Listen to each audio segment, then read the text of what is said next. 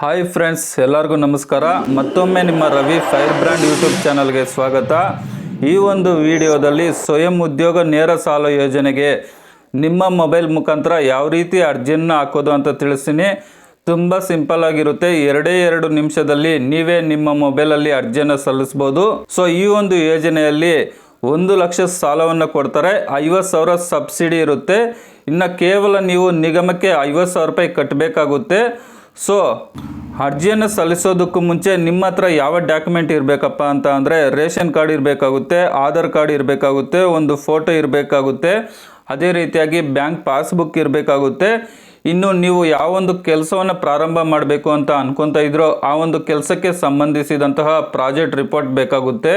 So project ರಿಪೋರ್ಟನ್ನು ಯಾವ ರೀತಿ ಮಾಡೋದು ಅನ್ನೋದು ನಿಮಗೆ ಗೊತ್ತಿಲ್ಲ ಅಂತ ಅಂದರೆ ವಿಡಿಯೋ ಕೊನೆಯಲ್ಲಿ ನನ್ನ ನಂಬರನ್ನು ಕೊಡ್ತೀನಿ. ಅದಕ್ಕೆ ನೀವು ಆಯ್ ಅಂತ ವಾಟ್ಸಪ್ ಮಾಡಿದ್ರೆ ನಾನು ನಿಮಗೆ 5 ಪ್ರಾಜೆಕ್ಟ್ ರಿಪೋರ್ಟನ್ನು ಕಳಿಸ್ತೀನಿ. ಅದರಲ್ಲಿ ನಿಮ್ಮ ಹೆಸರನ್ನು ಎಡಿಟ್ ಮಾಡಿಕೊಂಡು ನೀವು ಸ್ವಯಂ ಉದ್ಯೋಗ ನೇರ ಸಾಲ ಯೋಜನೆಗೆ ಪ್ರಾಜೆಕ್ಟ್ ರಿಪೋರ್ಟನ್ನು ನೀವೇ ರೆಡಿ ಮಾಡಿಕೊಂಡು ಈ ಒಂದು ಸ್ವಯಂ ಉದ್ಯೋಗ ನೇರ ಸಾಲ ಯೋಜನೆಗೆ ಅರ್ಜಿಯನ್ನು ಸಲ್ಲಿಸ್ಬೋದು ಸ್ನೇಹಿತರೆ. ಇನ್ನು ಸ್ವಯಂ ಉದ್ಯೋಗ ನೇರ ಸಾಲ ಯೋಜನೆಗೆ ಯಾವ ರೀತಿ ಅರ್ಜಿಯನ್ನು ಸಲ್ಲಿಸೋದು ಅಂತ ಅಂದರೆ ನಿಮ್ಮ ಮೊಬೈಲಲ್ಲಿ ಯಾವುದಾದ್ರೂ ಒಂದು ಬ್ರೌಸರನ್ನು ಓಪನ್ ಮಾಡಿಕೊಂಡು ಸೇವಾ ಸಿಂಧು ಲಾಗಿನ್ ಅಂತ ಕೊಡಿ. ಅಲ್ಲಿ ನೀವು ಸೆಲ್ಫ್ ರಿಜಿಸ್ಟರ್ ಮಾಡ್ಕೊಳ್ಳಿ. ಸೆಲ್ಫ್ ರಿಜಿಸ್ಟರ್ ಮಾಡಿಕೊಂಡು ಲಾಗಿನ್ ಮಾಡಿಕೊಂಡ್ರೆ ಈ ರೀತಿಯಾಗಿ ಓಪನ್ ಆಗುತ್ತೆ. ಲೆಫ್ಟ್ ಸೈಡಲ್ಲಿ ಅಪ್ಲೈ ಫಾರ್ ಸರ್ವಿಸಸ್ ಅಂತಿದೆ ನೋಡಿ, ಅದ್ರ ಕೆಳಗಡೆ ವ್ಯೂ ಆಲ್ ಅವೈಲೇಬಲ್ ಸರ್ವಿಸ್ ಅಂತಿದೆ ನೋಡಿ, ಅದನ್ನು ಕ್ಲಿಕ್ ಮಾಡಿದ್ರೆ ಈ ರೀತಿಯಾಗಿ ಬರುತ್ತೆ. ರೈಟ್ ಸೈಡಲ್ಲಿ ಸೆಲ್ಫ್ ಅಂತ ಕೊಟ್ಟರೆ ಇಲ್ಲಿ ನೀವು ನೋಡ್ತಾ ಇರ್ಬೋದು ಸ್ವಯಂ ಉದ್ಯೋಗ ನೇರ ಸಾಲ ಯೋಜನೆ ಅಂತ ಹೇಳ್ಬಿಟ್ಟು. ಸೊ ಅದ್ರ ಮೇಲೆ ಒಂದ್ಸರಿ ಕ್ಲಿಕ್ ಮಾಡಿ. ಕ್ಲಿಕ್ ಮಾಡಿದ್ರೆ ಈ ರೀತಿಯಾಗಿ ಬರುತ್ತೆ. ಇಲ್ಲಿ ನೀವೇನು ಮಾಡಬೇಕಪ್ಪ ಅಂದರೆ ನಿಗಮವನ್ನು ಆಯ್ಕೆ ಮಾಡಿ ಅಂತಿದೆ ನೋಡಿ, ಅಲ್ಲಿ ನಿಮ್ಮ ಒಂದು ಕ್ಯಾಸ್ಟ್ ಯಾವ ನಿಗಮಕ್ಕೆ ಬರುತ್ತೋ ಅದನ್ನು ಸೆಲೆಕ್ಟ್ ಮಾಡ್ಕೊಳ್ಳಿ. ಒಂದು ವೇಳೆ ನಿಮಗೆ ನಿಮ್ಮ ಕ್ಯಾಸ್ಟ್ ಯಾವ ನಿಗಮಕ್ಕೆ ಬರುತ್ತೆ ಅಂತ ಗೊತ್ತಿಲ್ಲದೆ ಇದ್ದರೆ ನನಗೆ ವಾಟ್ಸಪ್ ಮಾಡಿ. ಈ ಒಂದು ನಿಗಮದ ಲಿಸ್ಟನ್ನು ನಾನು ನಿಮ್ಮ ನಂಬರ್ಗೆ ಕಳಿಸ್ತೀನಿ.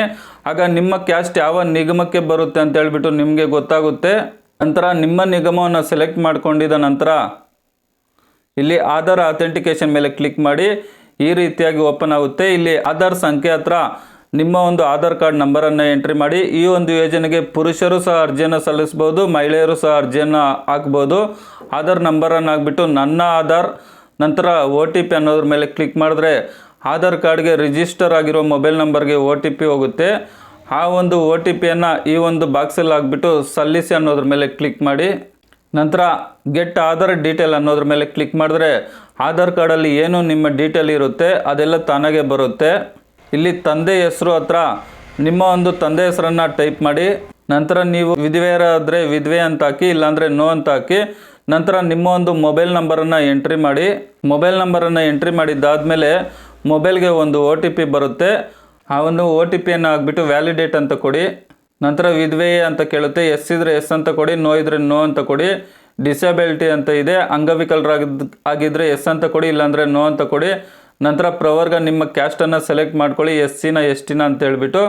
ನಂತರ ವಾರ್ಷಿಕ ಆದಾಯ ಬಂದುಬಿಟ್ಟು ಗ್ರಾಮೀಣ ಭಾಗದಲ್ಲಾದರೆ 1,50,000 ಒಳಗಡೆ ಇರಬೇಕು. ನಗರ ಪ್ರದೇಶದಲ್ಲಾದರೆ 2 ಲಕ್ಷ ಒಳಗಡೆ ಇರಬೇಕಾಗುತ್ತೆ. ಸೊ ಅದನ್ನು ಗ್ರಾಮೀಣ ಭಾಗದಲ್ಲಾದರೆ 1,50,000 ಅಂತ ಸೆಲೆಕ್ಟ್ ಮಾಡ್ಕೊಳ್ಳಿ. ನಂತರ ನಿಮ್ಮ ಒಂದು ಕ್ಯಾಸ್ಟ್ ಸರ್ಟಿಫಿಕೇಟ್ ನಂಬರನ್ನು ಅಲ್ಲಿ ಎಂಟ್ರಿ ಮಾಡಿ. ನಿಮ್ಮ ಡೀಟೇಲ್ ಎಲ್ಲ ತಾನಾಗೆ ಬರುತ್ತೆ. ನಂತರ ಇನ್ಕಮ್ ಸರ್ಟಿಫಿಕೇಟ್ ನಂಬರನ್ನು ಹಾಕಿ. ಗ್ರಾಮೀಣ ಭಾಗದಲ್ಲಾದರೆ 1,50,000 ಒಳಗಡೆ ಇರಬೇಕಾಗುತ್ತೆ. ನಗರ ಪ್ರದೇಶದಲ್ಲಿ 2 ಲಕ್ಷದ ಒಳಗಡೆ ಇರಬೇಕಾಗುತ್ತೆ. ಅದಾದಮೇಲೆ ಶಾಶ್ವತ ವಿಳಾಸದ ವಿವರ ಅಂತಿದೆ ನೋಡಿ, ಅಲ್ಲಿ ನಿಮ್ಮ ಅಡ್ರೆಸ್ ಡೀಟೇಲನ್ನು ಎಂಟ್ರಿ ಮಾಡಬೇಕಾಗುತ್ತೆ. ನಿಮ್ಮ ಡಿಸ್ಟಿಕನ್ನು ಸೆಲೆಕ್ಟ್ ಮಾಡ್ಕೊಳ್ಳಿ. ಅದಾದಮೇಲೆ ನಿಮ್ಮ ತಾಲೂಕನ್ನು ಸೆಲೆಕ್ಟ್ ಮಾಡ್ಕೊಳ್ಳಿ. ನಂತರ ನಿಮ್ಮ ಹೋಬಳಿಯನ್ನು ಸೆಲೆಕ್ಟ್ ಮಾಡ್ಕೊಳ್ಳಿ. ನಂತರ ನಿಮ್ಮ ಗ್ರಾಮವನ್ನು ಸೆಲೆಕ್ಟ್ ಮಾಡ್ಕೊಳ್ಳಿ. ಅದಾದಮೇಲೆ ವಿಧಾನಸಭಾ ಕ್ಷೇತ್ರದ ಹೆಸರು ಅಂತ ಬರುತ್ತೆ, ನಿಮ್ಮ ತಾಲೂಕನ್ನು ಸೆಲೆಕ್ಟ್ ಮಾಡ್ಕೊಳ್ಳಿ. ನಿಮ್ಮ ಅಡ್ರೆಸ್ಸನ್ನು ಟೈಪ್ ಮಾಡಿದ್ದಾದಮೇಲೆ ಏರಿಯಾ ಪಿನ್ ಕೋಡನ್ನು ಹಾಕಿ ಐ ಅಗ್ರಿ ಅನ್ನೋದ್ರ ಮೇಲೆ ಕ್ಲಿಕ್ ಮಾಡಿಬಿಟ್ಟು ಇಲ್ಲಿ ಕೆಳಗಡೆ ಏನು ಕ್ಯಾಪ್ಚರ್ ಕಾಣಿಸ್ತಾ ಇದೆ ಆ ಒಂದು ಕ್ಯಾಪ್ಚರನ್ನು ಹಾಕ್ಬಿಟ್ಟು ಸಬ್ಮಿಟ್ ಅನ್ನೋದ್ರ ಮೇಲೆ ಒಂದ್ಸರಿ ಕ್ಲಿಕ್ ಮಾಡಿ.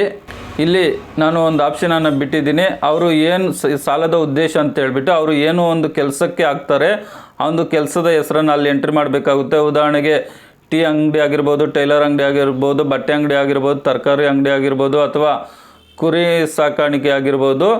ಸೊ ಅಲ್ಲಿ ನೀವು ಎಂಟ್ರಿ ಮಾಡಬೇಕಾಗುತ್ತೆ. ಸೊ ಅಲ್ಲಿ ಎಂಟ್ರಿ ಮಾಡಿದ್ದಾದಮೇಲೆ ಸ್ವಲ್ಪ ಸ್ಕ್ರಾಲ್ ಡೌನ್ ಮಾಡ್ಕೊಳ್ಳಿ. ನಂತರ ಸಬ್ಮಿಟ್ ಅನ್ನೋದ್ರ ಮೇಲೆ ಒಂದ್ಸರಿ ಕ್ಲಿಕ್ ಮಾಡಿ. ಕ್ಯಾಪ್ಚರ್ ಕರೆಕ್ಟಾಗಿ ಆಗಿಬಿಟ್ಟು ಸಬ್ಮಿಟ್ ಅನ್ನೋದ್ರ ಮೇಲೆ ಕ್ಲಿಕ್ ಮಾಡಿದ್ರೆ ಈ ರೀತಿಯಾಗಿ ಬರುತ್ತೆ. ಅಟ್ಯಾಚ್ ಅನೆಕ್ಸರಿ ಅನ್ನೋದ್ರ ಮೇಲೆ ಒಂದ್ಸರಿ ಕ್ಲಿಕ್ ಮಾಡಿ. ಇಲ್ಲಿ ಫೋಟೋ ಒಂದನ್ನು ಬಿಟ್ಟು ಮಿಕ್ಕಿರ್ತಕ್ಕಂಥ ಡಾಕ್ಯುಮೆಂಟ್ PDF ಫಾರ್ಮೆಟಲ್ಲಿ ಅಪ್ಲೋಡ್ ಮಾಡಬೇಕಾಗುತ್ತೆ. ರೇಷನ್ ಕಾರ್ಡು, ಫೋಟೋ, ಪಾಸ್ಬುಕ್ಕು, ನಂತರ ಪ್ರಾಜೆಕ್ಟ್ ರಿಪೋರ್ಟು. ಸೊ ಅದನ್ನು ಅಪ್ಲೋಡ್ ಮಾಡಿ ಸಬ್ಮಿಟ್ ಅಂತ ಕೊಟ್ಟರೆ ಈ ರೀತಿಯಾಗಿ ನಿಮ್ಮ ಒಂದು ಅಕ್ಲಾರ್ಜ್ಮೆಂಟ್ ಬರುತ್ತೆ. ಸೊ ಈ ಅಕ್ಲಾರ್ಜ್ಮೆಂಟ್ ಮುಖಾಂತರ ನೀವು ಯಾವ ರೀತಿ ಲೋನನ್ನು ಪಡ್ಕೋಬೋದು, ಯಾವ ರೀತಿ ಲೋನನ್ನು ಸ್ಯಾಂಕ್ಷನ್ ಮಾಡ್ಕೋಬೇಕು ಅಂತ ಆಲ್ರೆಡಿ ನಾನು ವಿಡಿಯೋವನ್ನು ಮಾಡಿದ್ದೀನಿ ಸ್ನೇಹಿತರೆ. ಅದನ್ನು ನೋಡದೇ ಇರ್ತಕ್ಕಂಥವ್ರು ನೋಡಿ. ಅದೇ ರೀತಿಯಾಗಿ ಈ ಒಂದು ಸ್ವಯಂ ಉದ್ಯೋಗ ನೇರ ಸಾಲ ಯೋಜನೆಗೆ ಅರ್ಜಿಯನ್ನು ಸಲ್ಲಿಸೋದಕ್ಕೆ 10/10/2024 ಕೊನೆಯ ದಿನಾಂಕ ಆಗಿರುತ್ತೆ. ಅದೇ ರೀತಿಯಾಗಿ ಈ ಒಂದು ಯೋಜನೆಗೆ SC ನಂತರ ST ಕ್ಯಾಸ್ಟ್ ಅವರು ಮಾತ್ರ ಅಪ್ಲೈ ಮಾಡೋಕ್ಕೆ ಆಗೋದು. ಅದೇ ರೀತಿಯಾಗಿ ಪುರುಷರು ಸಹ ಅರ್ಜಿಯನ್ನು ಸಲ್ಲಿಸ್ಬೋದು, ಮಹಿಳೆಯರು ಸಹ ಅರ್ಜಿಯನ್ನು ಸಲ್ಲಿಸ್ಬೋದು.